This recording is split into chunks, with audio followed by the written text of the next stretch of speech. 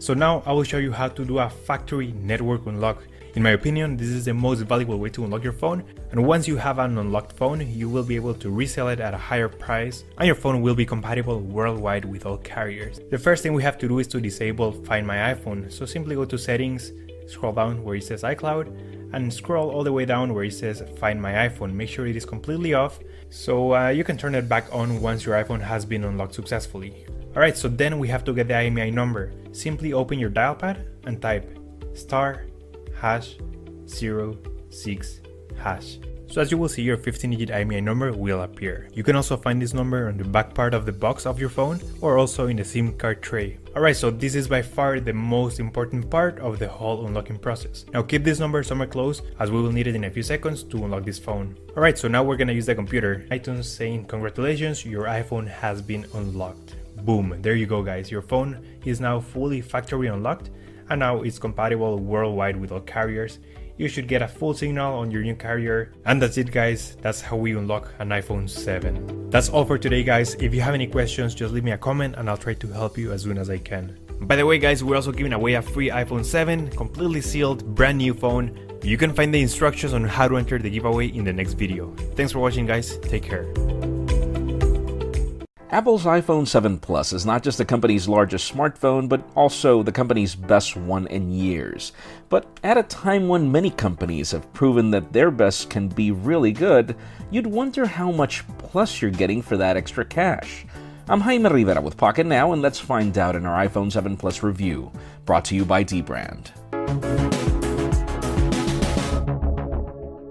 Pocket Now's iPhone 7 coverage is brought to you by dbrand. To buy the best fitting skin for your phone or tablet, visit dbrand.com.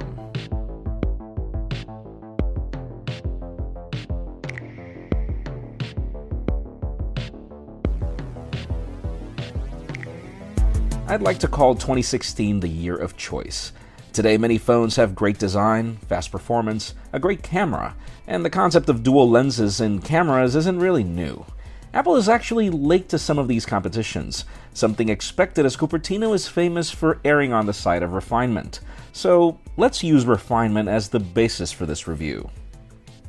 Hardware-wise, the iPhone 7 Plus is as refined as it is mixed. This continues to be one of the most solid and pleasant phones to hold thanks to the aluminum construction and 2.5D glass. If you choose any of the new black variants, the finish is an interesting blend of badass and elegant that looks great up close and from a distance. In many ways, this is Apple refining a familiar design to a new level, even if on a conservative side. Other refinements come at the hand of the IP67 water and dust resistance to survive under a meter of water for 30 minutes, something Apple took forever to catch up on. There's a new Force Touch home button here that might take a little getting used to if you come from an older iPhone, but that's far more convenient than the standard capacitive keys that react to heat and not to an actual press. If you're planning on keeping this iPhone for the long run, this is one less moving part to worry about as well, so I really praise the new approach. Now things get mixed when you notice that essentials like making the rest of the buttons reachable is still a plus issue. The camera hump makes the phone wobble more than its predecessors on a table, and yes, even with the Plus-style thickness, there is no headphone jack here. Your color of choice also determines other issues. Any color that isn't black is prone to antenna lines, and then the black variants are either prone to fingerprints or easily susceptible to scratches. I'm personally more inclined to this matte black variant, but each of you will have to pick your poison. Still, there are a few new added tricks that make you forget about the design flaws, and that's mainly because they're focused on refining content consumption. The wider color gamut on the new Retina HD display provides punchier color and deeper blacks than before, and these are some of the best stereo speakers that we've tested so far. But not all features matter to all users, so don't let that be the reason for you to buy a product. The experience extends to the ample volume for phone calls through the earpiece, and even through the speakers. Apple's new A10 Fusion processor with 3 gigs of RAM runs the show underneath, with 2 cores providing powerful performance when graphics get intense, and 2 cores for day-to-day efficiency. And given the fact that Apple considers itself more of a software company, that show that's powered by iOS 10 is also what makes the hardware disappear. We have separate videos to detail what iOS 10 can do linked in the description. The ones I've enjoyed the most are actually the little things, like 3D Touch now including widgets to save me the need to dig within applications, or subtle improvements like raise to wake to keep up with notifications and then using 3D Touch again to respond to them without the need of, again, digging into the application.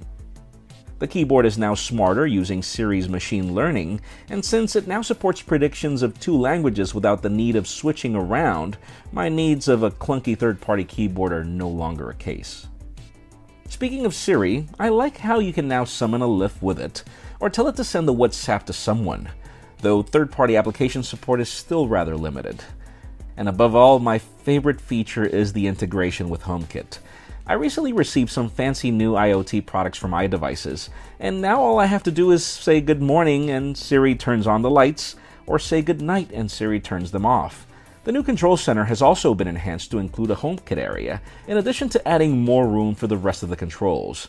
And even though I still avoid using Apple Maps, this update makes it really useful for using it with walking directions because it can actually tell you to go right or left, as opposed to Google Maps, which just doesn't. And then there are the changes to iMessages, Apple Music, and News, which I'm not really a fan of, but that do place these applications on par with competing services. I've been testing the iPhone 7 Plus in 2 different variants for nearly 2 weeks in New York City. My experience with the 32GB version truly crashed and burned.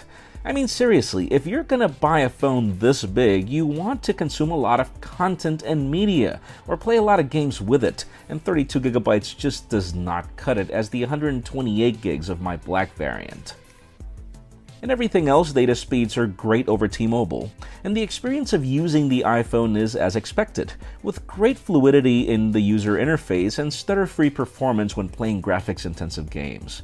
This is also the king of battery life for content consumption, going way over a day of heavy use, and about the only thing that I don't like is how long it takes to charge. We've discussed that in our 24 hours video. About my only complaints with using this phone on a day-to-day basis are the fact that it's large, so it's really hard to handle with one hand, and 2 is the fact that, well, there is enough space here for a headphone jack. Apple should have seriously considered leaving this as a plus feature. The whole topic of fumbling around with adapters leads to a very cumbersome experience. And sure, there are some Bluetooth options, but inline controls for the average Bluetooth headset are really not at a friendly spot for phone calls, so it also leads to another cumbersome experience. Now, one of the major changes that Apple made is with the camera. Apple finally took the plunge to newer specifications like a 12-megapixel sensor with f1.8 aperture and optical image stabilization. But if one camera isn't enough for you, there's a separate 12-megapixel telephoto lens at f2.8 aperture for 2x optical zoom and 10x digital zoom when taking photos. I highly suggest you watch Juan's separate real camera review, linked in the description, as well as we dig deep into what these cameras can do. As for an average consumer, I'm really happy to see that once again I could trust an iPhone with my photos, and that's because we have great color saturation, contrast, and detail. Whether it's during the day or at night, this is truly a great smartphone camera to rely on.